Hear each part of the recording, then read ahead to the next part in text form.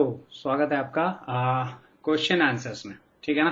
तो मैंने कुछ क्वेश्चंस जो मेरे टॉप ऑफ द माइंड पे थे, मैंने क्वेश्चन यहाँ पर जॉट डाउन किए हुए हैं। तो मैं इन सारे क्वेश्चन को सॉल्व करूंगा, बट उससे पहले क्वेश्चन देख लेते हैं और समझ लेते हैं इसको सॉल्व करने का अप्रोच कैसे रखना है। तो जब भी आप कोई भी प्रॉब्लम सॉल्व करो, हमेशा ध्यान रखना प्रॉब्लम को जितना हो सकता है जनरलाइज करने की कोशिश करो, स्पेसिफिक आंसर मत लिखो। नाउ ये बोलने के बाद मैं एक दूसरा इसका कॉन्ट्ररी स्टेटमेंट भी बोलने वाला हूं कि इतना भी जेनरिक मत बनाने की कोशिश करो कि कोड बहुत कॉम्प्लेक्स हो जाए। तो दोनों चीज रखनी है, रीडेबिलिटी भी होनी चाहिए कोड की, at the same time generic भी होना चाहिए। ठीक है ना। तो एक फंक्शन 100 काम करे उससे अच्छा है कि आप 100 फंक्शन लिखो। राइट अप्रोच ही है, बाकी आपकी इच्छा, आप जैसे भी करना चाहते हो कर सकते हो। इसका फायदा ये है कि ये इजियर टू मेंटेन होगा, इसका नुकसान ये है कि ये बहुत मुश्किल होगा मेंटेन करना। ठीक है ना। हो सकता है बहुत अमेजिंग हो, बट इसको मेंटेन करना मुश्किल है, इसको मेंटेन करना इजी है। ठीक है ना।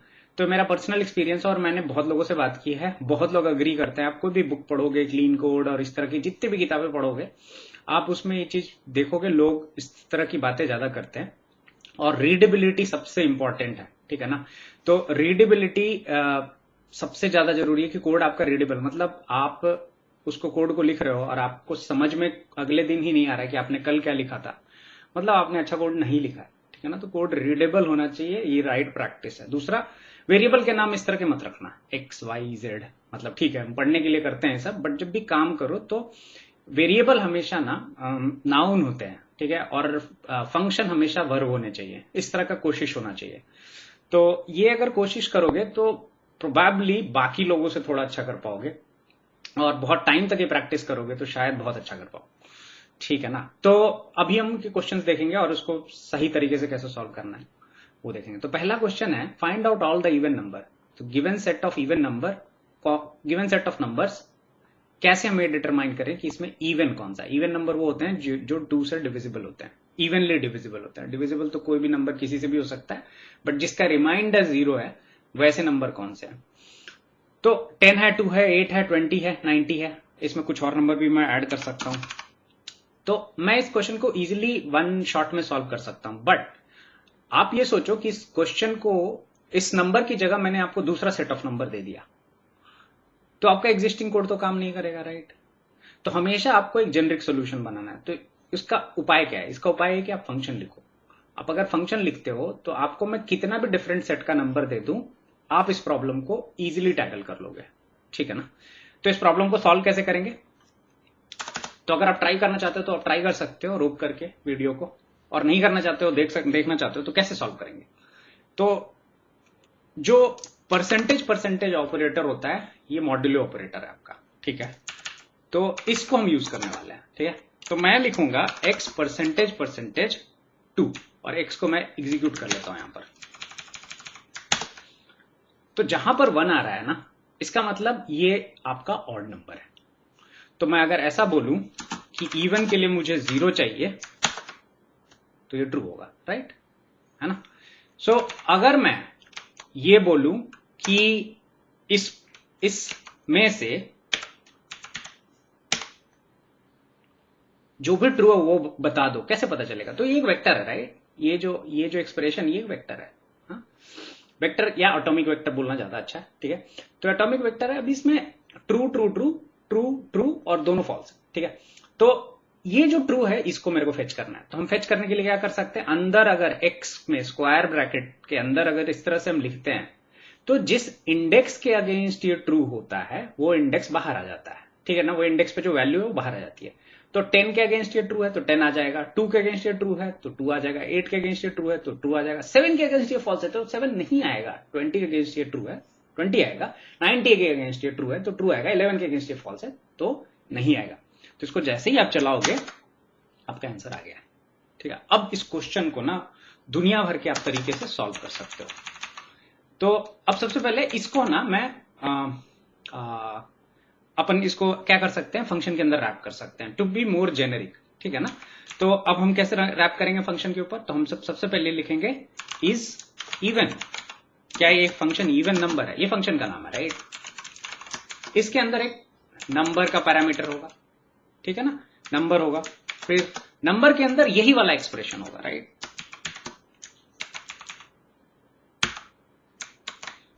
जो x है, x क्या था, आपका नंबर का सेट था, राइट। तो इसका मतलब जो आपका इनपुट होगा वो आपका नंबर होगा x की जगह,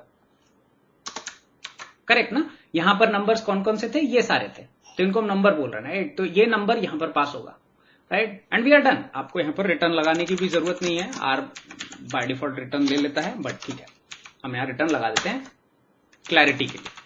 अब मैं सीधा सीधा यहां पर x डाल दूं जो कि आपका डेटा है, तो मेरे को वही आंसर मिल रहा है जो यहां है।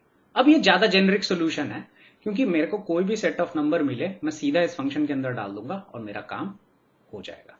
तो आपको हर प्रॉब्लम को ना इसी तरह से सोचना है। जितना ज्यादा फंक्शनल वे में चीजों को देखते हो उतने अच्छे आप प्रोग्रामर बनोगे, नो डाउट अबाउट इट, और उतना आपका जिंदगी शायद आसान रहेगा, ठीक है। चलो, ये पहला क्वेश्चन था, इजी था थोड़ा, लेकिन एक इंट्यूशन जगाने के लिए दिमाग में कई बार ना इजी चीजें बहुत अच्छा इंट्यूशन डालती हैं, तो ये एक इंट्यूशन के लिए है, ठीक है। दूसरा क्वेश्चन करते हैं, फाइंड द लास्ट 2 कैरेक्टर्स, ठीक है ना। ये गिवन ए सेट ऑफ, है ना, कैरेक्टर वेक्टर्स और न्यूमेरिक और string vectors, whatever you want to, atomic vector, last 2 निकालने। तो इसको करने का बहुत सारा तरीका है। जैसे इस प्रॉब्लम को ना बहुत और तरीकों से भी सॉल्व कर सकते हैं, ठीक है ना। जैसे फिल्टर कमांड आप यूज कर सकते हैं, कैपिटल F वाला फिल्टर मैंने डिस्कस किया हो, वहां पर आप एनोनिमस फंक्शन लिख करके आप ये सब कर सकते हैं, बट ठीक है, हम उसको डिस्कस नहीं कर रहे हैं। यहां पर इस क्वेश्चन को और भी तरीकों से सॉल्व कर सकते हैं, ओके। यहां पर इसको कैसे सॉल्व कर सकते हैं, हमने फिल्टर डिस्कस किया, तो आप ये ट्राई कर सकते हो अपने, ओके। यहां पर लास्ट कैरेक्टर को कैसे निकालें, तो हमने अभी अभी रेगुलर एक्सप्रेशन पढ़ा है, तो हम कह सकते हैं कि जी सब लास्ट 2 कैरेक्टर इंड से, तो इंड को कैसे रिप्रेजेंट करते हैं, डॉलर से। लास्ट 2 कैरेक्टर के लिए हम क्या कर सकते हैं, W, ठीक है। अब कहोगे ये तो सब्स्टिट्यूशन वाला कमांड है, इसको क्यों यूज कर रहे हैं हम, एक्सट्रैक्शन वाला कमांड क्यों नहीं यूज कर रहे हैं, हम उसको भी कर सकते हैं। प्रॉब्लम कुछ नहीं है, प्रॉब्लम यह है कि ये मेरे को ज्यादा अच्छा लगता है इन टर्म्स ऑफ अंडरस्टैंडिंग कि भाई हाँ, ये चीज एक डिफरेंट अप्रोच है, ठीक है। यहां पर मैं सेम चीज करूंगा, ठीक है, और हम कह रहे हैं कि इन सारे रिलेशन को 2 से रिप्लेस कर लो, ठीक है। इसको चलाते हैं और देखते हैं, सॉरी मैंने इसको चलाया नहीं, ओके। तो AB, CD, EF, GH और KL। अब कहोगे ये काम कैसे कर रहा है यार, ये समझा नहीं मेरे को, है ना। तो पहले ये हार्ड सॉल्यूशन देख लेते हैं और उसके बाद इजी सॉल्यूशन भी देख लेंगे, ओके। तो हार्ड सॉल्यूशन ये कहता है, और एक्सट्रैक्ट वे भी देख लेते हैं, ठीक है। सो हार्ड सॉल्यूशन ये कहता है कि मैं आखिरी से देखता हूं और मेरे को 2 वर्ड चाहिए, तो आखिरी से देखता हूं 2 वर्ड आ गए।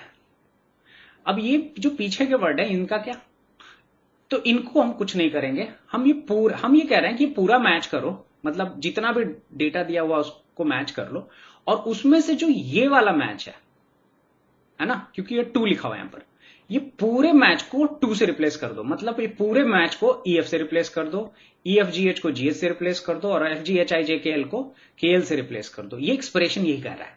अब इसको लिख कैसे रहे हैं, हम कह रहे हैं कि आखिरी का 2 वर्ड, तो इस केस में AB होगा, इस केस में CD होगा, इस केस में EF होगा, इस केस में GH होगा, इस केस में KL होगा, पर उससे पहले कहीं पर है, कहीं पर नहीं है। तो यहां पर AB से पहले कुछ नहीं है, एब्सेंस है। यहां पर AB से पहले B है, यहां पर EF से पहले CD है, यहां पर GH से पहले EF है, और यहां पर KL से पहले FGHI है, ठीक है ना। तो पॉइंट बीइंग है कि ये इस तरह से काम कर रहा है। नाउ अब ये ठीक है, ये मुझे समझ में आ गया है कि ऐसे हो रहा है। अब ये W स्टार क्यों, W स्टार का मतलब होता है 0 और मोर मैचेस। और अब ये क्वेश्चन मार्क क्यों, तो एक बार क्वेश्चन मार्क हटाते हैं, ठीक है ना। तो ये बिल्कुल कोड चल रहा है, इसमें कोई दिक्कत नहीं है, बट क्वेश्चन मार्क थोड़ा सा सिक्योरिटी देता है कि इसकी ग्रीडीनेस बढ़ी नहीं, मतलब ये खाने पे आ जाए तो ये सारा ना खाए, ठीक है ना। ऑल्दो मैंने यहां पर लिख दिया है 2, तो ये नहीं खाएगा, बट द पॉइंट इज कि हमेशा जब आपको लगे, डाउट में हो कि यार मैं जो एक्सप्रेशन लिख रहा हूं क्या वो, क्योंकि स्टार जो होता है वो क्या करता है, हमने लास्ट क्लास में डिस्कस किया, स्टार क्या करता है, ईट अप कैरेक्टर, ये कैरेक्टर खाता है 0 और मोर कैरेक्टर, ठीक है ना। तो जितना मैच करेगा उतना खाने की कोशिश करेगा। तो मैं यहाँ कह रहा हूं कि कोई भी वर्ड जो है वो हो और ये स्टार तब तक चलता रहे।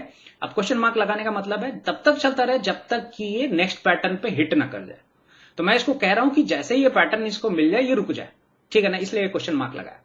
इस केस में ऐसा है कि इसको दिक्कत नहीं है क्योंकि मैंने ऑलरेडी इसको हार्ड बाउंड दिया हुआ है और ये रिजेक्ट सेफ है। बट कहीं कहीं पर ऐसा होगा कि शायद आपको ये क्वेश्चन मार्क जरूरत होगा। इस केस में दोनों से आंसर सही आ रहा है, इसका ये मतलब नहीं है कि ये सही है, ठीक है। इसका जस्ट ये मतलब है कि इस केस में वो चल रहा है। तो हमेशा क्वेश्चन मार्क लगाना अगर आपको ये लगता है कि कहीं ना कहीं जो आपका मैच है वो फुल मैच तो नहीं हो रहा। ऑल्दो ये एक्सप्रेशन ऐसा लिखा हुआ है जिसकी वजह से ये रुक जा रहा है उससे पहले ही, बट पॉइंट ये है कि कई बार ये डेंजरस भी हो सकता है। तो इसलिए क्वेश्चन मार्क हमेशा जब भी रेगुलर एक्सप्रेशन लिखो, खास करके जब आप बिगिनर हो, तो हमेशा यह ध्यान रखना है क्वेश्चन मार्क आपको प्रोटेक्ट करने के लिए, इसके ग्रेडिंग को स्टॉप करने के लिए, और आपको लग रहा है कि पूरा का पूरा वर्ड को खा जाएगा तो वहां पर आप क्वेश्चन मार्क लगा करके आगे का एक्सप्रेशन टाइप कर सकते हो। उससे एटलीस्ट जैसे ही नेक्स्ट एक्सप्रेशन पे वो टकराएगा वो रियलाइज करेगा कि मेरे को रुकना है क्योंकि यहाँ क्वेश्चन मार्क लगा हुआ है, ठीक है ना।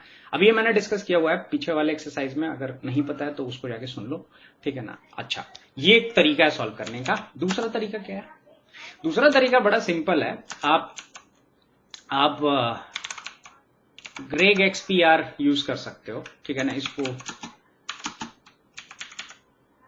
आप ऐसे लिख लो और सेम एक्सप्रेशन थोड़ा सा डिफरेंट होगा, इसमें इतना कहानी करने का जरूरत नहीं है, ठीक है। और यहां पर एक्स डाल दिया मैंने और इसको रेज मैचेस के अंदर एक्स और जी, ठीक है ना। तो यहां आपका आंसर आ गया। सेम आंसर है, जस्ट लिस्ट फॉर्म में, तो इसको आप अनलिस्ट कर लो।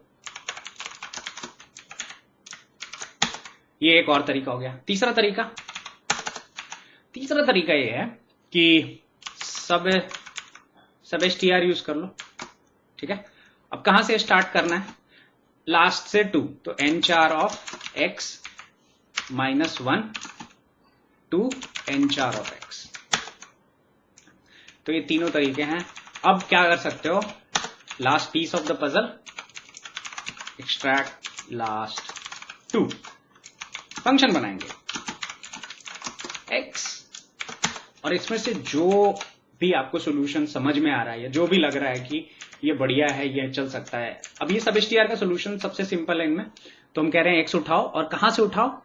एक लास्ट के एक पहले से, ठीक है ना। तो जितना है n चार मतलब हो गया 3, 3 माइनस 1 2, तो यहां 2 से उठाओ और कहां तक जाओ? लास्ट तक जाओ, 3 तक जाओ। उसी तरह यहां पर n चार की वैल्यू कितनी है? 1 2 3 7 है, तो 7 माइनस 1 6 से उठाओ, मतलब 6 छठा अल्फाबेट के हो गया, के से लेकर कहां तक उठाओ? 7 तक, लास्ट तक। तो ये n चार यहां से, तो इसमें से कोई भी आप सोल्यूशन यूज कर सकते हो और रिटर्न में उसको ये डाल दो, substr x nchar x minus 1 nchar x, and you are done. अब आपको कोई भी स्ट्रिंग कोई भी देता है तो आपको सेम आंसर आएगा, ठीक है ना। अब ये स्ट्रिंग को कोई बदल भी दे, लास्ट 2 कैरेक्टर्स हमेशा ये उठाएगा, ठीक है।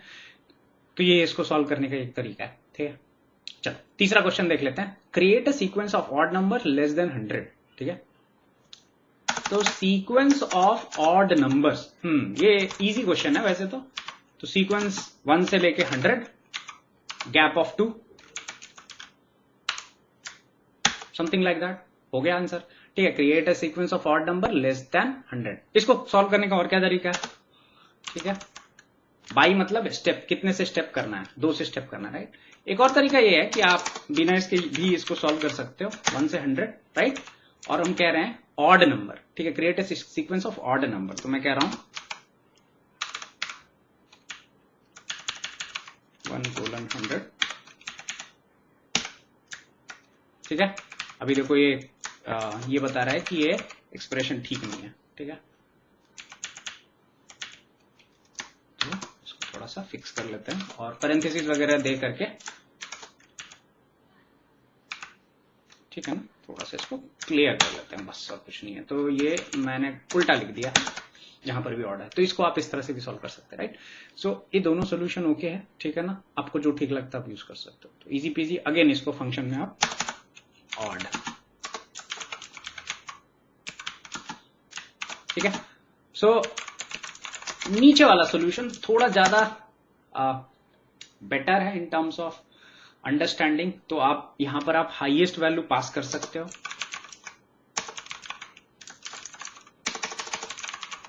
है ना। यहां से आप सीक्वेंस क्रिएट कर सकते हो 1 हाईएस्ट वैल्यू, ठीक है।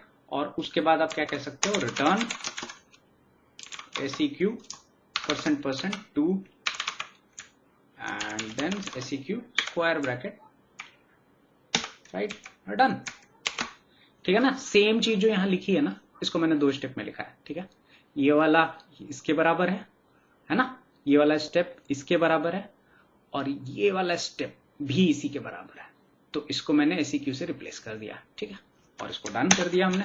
अब यहां पर आप कोई भी वैल्यू डालो, 100 डाला तो ये वैल्यू आ गया, 10 डाला तो ये आ गया, और लेट्स से 1000 डाल दो तो ये आ जाएगा, सारे और नंबर आ जाएंगे, ठीक है ना। पॉइंट बीइंग कि आप इसको इस तरह से जनरलाइज कर सकते हैं।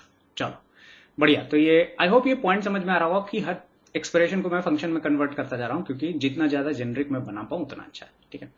Find all the multiples of 3 and 7 which is less than 100। Interesting.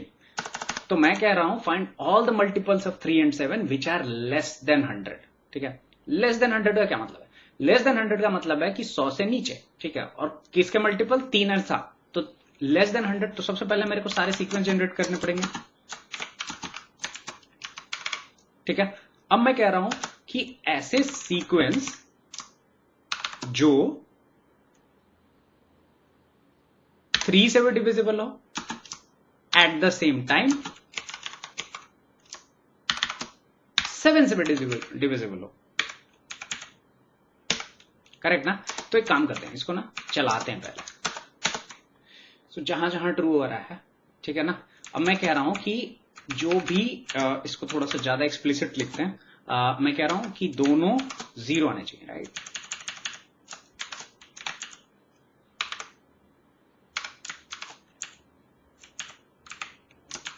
ठीक,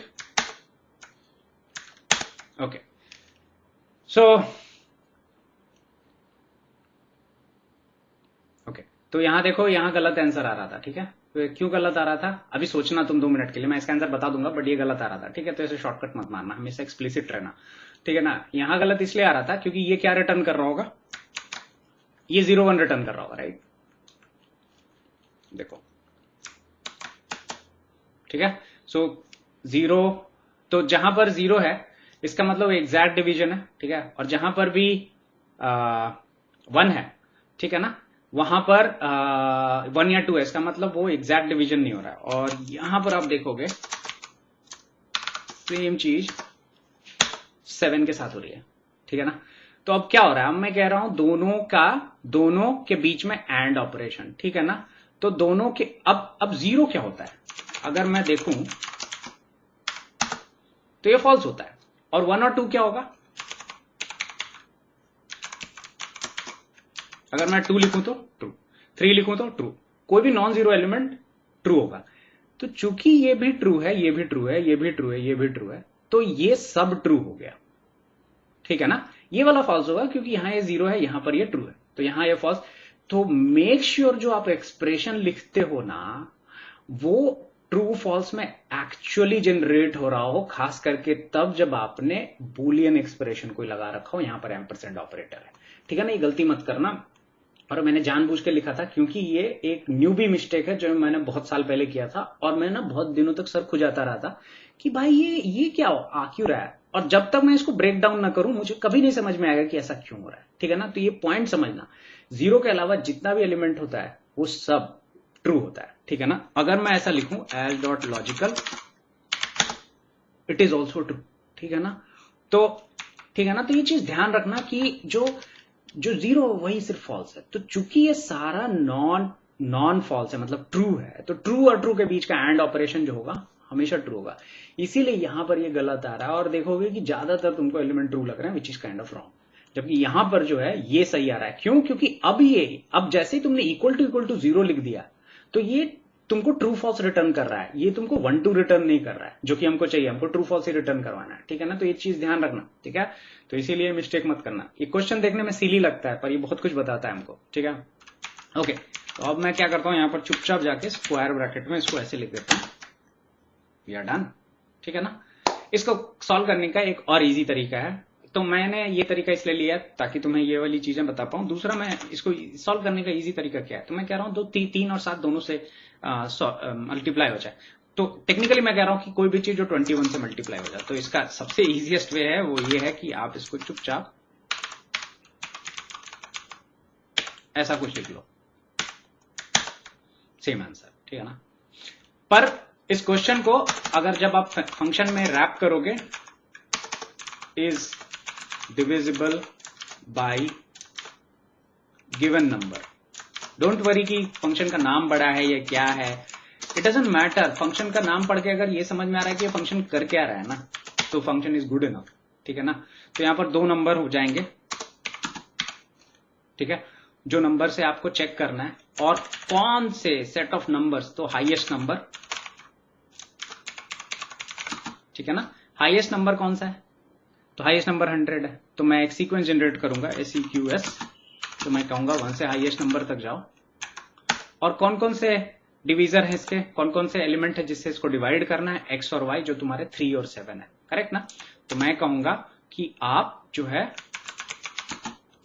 x स्टार y जो है आपका डिवीजर है, रिटर्न क्या करना है हमको, SEQS percentage divisor equal to 0, and we are done. Fantastic, है ना, ये मजा आ गया। चलो ठीक है, इसको चेक कर लेते हैं ये सही चल रहा है कि नहीं। 100, 3 और 7, बढ़िया आंसर आ रहा है। एक और चेक कर लेते हैं,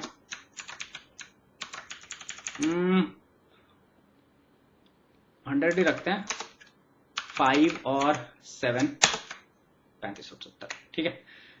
सो आई होप ये पॉइंट समझ में आ गया होगा। Given a different set of numbers, हम इसको, तो यहां पर हमको समझ में आ रहा है कि हम फंक्शन कैसे लिख रहे हैं। हम देखो क्या क्या चाहिए तुमको, एक हाईएस्ट नंबर चाहिए और एक मे बी लोएस्ट नंबर भी तुमको चाहिए, ठीक है ना। तो उसके लिए फिर एक और पैरामीटर ऐड कर दो, है ना। किसी ने कहा तो है नहीं कि कैसे बनाना है, right. Lowest number, highest number, 2 number, 4 parameter चला जाएगा फंक्शन में, कुछ उससे कोई खाना तो मांगेगा नहीं, राइट। तो इट्स इजी, ओके, ठीक है। तो आई होप ये क्वेश्चन समझ में आ गया होगा। ओके, तो ये 5वां क्वेश्चन ये है कि replace all the missing instances with most repeated values, this is called mode. There is no function mode in R, ठीक है ना। जो मोड फंक्शन है वो स्टोरेज डॉट मोड बताता है, ठीक है ना। तो स्टैटिस्टिकल मोड नहीं होता है। तो मोड बड़ा सिंपल है आर में लिखना, तो na को मोड से रिप्लेस करना है, तो यहाँ 2 ऑपरेशन करना है। तो सबसे पहले determine mode and replace nas with mode, ऐसे प्रॉब्लम को ब्रेक डाउन करते हैं। तो मोड पहले डिटरमाइन करते हैं। तो मोड डिटरमाइन करने के लिए सबसे इजी तरीका क्या है, कैसे मैं देखूं कि कौन सी चीज सबसे ज्यादा रिपीट हो रही है, दैट इज मोड, राइट। तो सबसे सिंपल जो दिमाग में आता है वो आता है टेबल कमांड, ठीक है। तो मैंने चलाया नहीं, एक्स को चला देते हैं। AB 4 बार आ रहा है, ABC 1 बार आ रहा है, ABD 3 बार आ रहा है, DF, तो सबसे ज्यादा कौन सा रिपीट हो रहा है, AB रिपीट हो रहा है। तो अब मेरे को इसमें से मैक्सिमम वैल्यू लेना है, तो क्या करूं मैं, तो एक फंक्शन है विच डॉट मैक्स,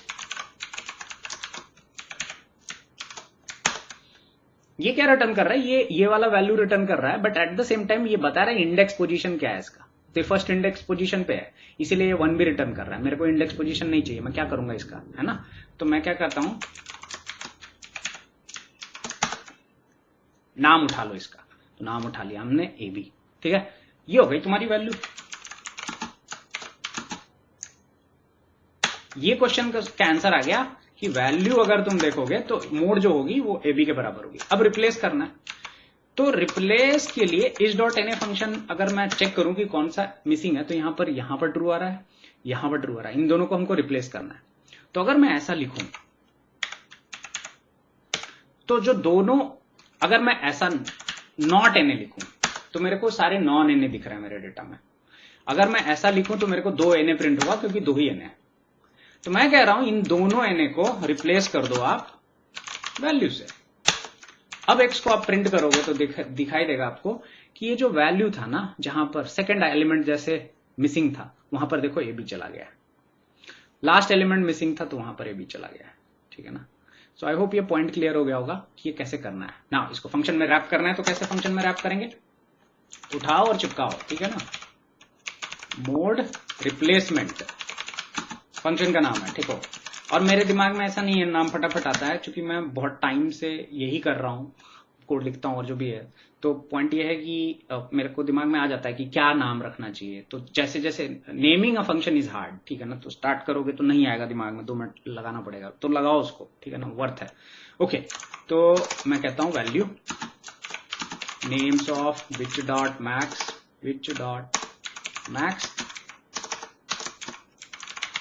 और एक और चीज याद रखना, हमेशा कंफ्यूज रहोगे तो which is all right also. जो भी बंदा कंफ्यूज होता है वो सबसे सही होता है। ओके, एक्स में मैं कह रहा हूं इज डॉट एन ए, है ना, return fools and fanatics are always sure about themself, wiser people are full of doubt, है ना। किसी ने कहा है, अच्छा कहा है, ठीक है ना। तो अगर वाइज हो तो हमेशा डाउट करोगे, तो डाउट करना जरूरी है। तो ये क्वेश्चन का आंसर बड़ा सिंपल था, ये जो लिखा है ऊपर सेम चीज चिपका दिया मैंने, सेम इंफॉर्मेशन पे मेरे को आंसर मिल जाएगा। तो इसको अगर मैं किसी भी डेटा पे चलाऊं, कैरेक्टर डेटा होना चाहिए, ये चीज ध्यान रखना, तो मेरे को सेम आंसर मिलेगा, ठीक है। मैं इसको असाइन नहीं कर रहा हूं, तो मेरा ओरिजिनल एक्स नहीं चेंज हुआ है, ठीक है। ये देखो, मैं बस मोड रिप्लेसमेंट जब चल रहा है तो इसको मेरे को असाइन अगर करना है तो वापस मैं एक्स में ऐसे कर सकता हूं, जो कि मैं नहीं करने वाला, मैं बस तुम्हें बता रहा हूं कि ये फंक्शन ऐसे काम करता है। तुम और कोई दूसरा स्ट्रिंग चेक करके यूज करके चेक कर सकते हो उसको, ठीक है। 5 क्वेश्चन हो गए, ठीक है। 6वां question, replace all the missing values with mean and median. Okay, तो ये सिमिलर टू एबव है, ठीक है ना। तो सबसे पहले हम मीन निकालेंगे, mean value mean of x na.rm equal to true. और हम क्या करेंगे, इसको रिप्लेस करने की भी कोशिश करेंगे। तो हम क्या, सेम चीज, इस डॉट एन एक्स किससे रिप्लेस करना है, मीन वैल्यू से। डन, हो गया रिप्लेस, ठीक है ना। जहां जहां एन था वहां वैल्यू चला गया, ठीक है ना। आप तुम देख सकते हो, ये तुमको लंबे से फॉर्मेट में दिखा रहा है, which is all right, just की शो कर रहा है तुमको पूरा फ्लोटिंग पॉइंट्स। ओके, ना ये तो ठीक है यार, ये समझ में आ गया। अब मीडियन से कैसे करेंगे, अब क्या वापस से सेम कोड लिखना चाहते हो तो मैंने पहले भी डिस्कस किया था, मैं फिर से डिस्कस कर रहा हूं, ये नहीं करना है आपको, कभी भी कोड रिपीट नहीं करना है। हम क्या करेंगे, replace mean replace with statistic मतलब ये मीन मीडियन ये दोनों पे काम करेगा। तो सबसे पहले मैंने इनपुट ले लिया एक्स और फंक्शन FUN फंक, ठीक है। और यहां पर लिखा मैंने सेम चीज उठा करके कॉपी पेस्ट किया। अब मीन वैल्यू की जगह हम बस वैल्यू कर देते हैं, क्योंकि ये वैल्यू स्टैटिस्टिक में भी वैल्यू स्टैटिस्टिक है ना। और x की जगह हमारा जो इनपुट होगा वो होगा, एंड वी आर डन। अब कहोगे यार ये मीन मीडियन कैसे करेगा, तो बड़ा सिंपल है, यहां पर फंक पास कर दो, बस दोस्त, हो गया कमाल। अब x ऐसा है, अगर इसको आपको मीन से रिप्लेस करना है, तो x के बाद यहां पर मीन लिख दो। अगर आपको इसको मीडियन से पास करना है, यहां पर मीडियन लिख दो। और मान लो आपको कल स्टैंडर्ड डेविएशन से किसी रीजन से, मान लो जस्ट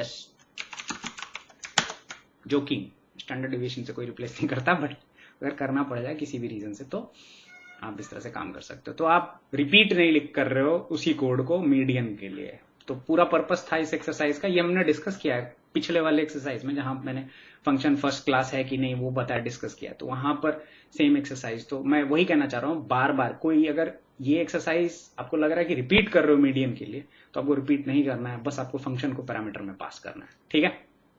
ओके, वेरी गुड, 6 को हमने किल कर दिया है, ठीक है ना। तो ये वीडियो को मैं यहीं रोकता हूं, 7वां और बाकी का जो है वो अगले वीडियो में आएगा।